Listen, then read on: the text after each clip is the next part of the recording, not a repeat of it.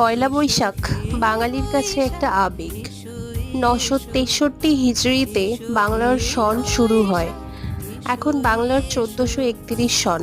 আর বাঙালির কাছে কোনো বিশেষ মুহূর্ত খাওয়া দাওয়া ছাড়া একেবারে অসম্পূর্ণ, তাই না? পোলাও আর চিকেনটা আমি বানিয়েছিলাম, কেসার পোলাও আর চিকেন কষা। আর বাকিগুলো বানিয়েছে মা।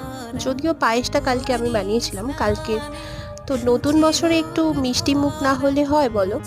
আর সেটা পায়েসের থেকে ভালো কিছু হতেই পারে না। মা বলছে আজকে ডাঁটাটা খেতে হয়, সো ওগুলো না হয় পরে খাবো, খেতেই হবে যখন। ফার্স্ট এই চিকেনটাতে অ্যাটাক করা যাক।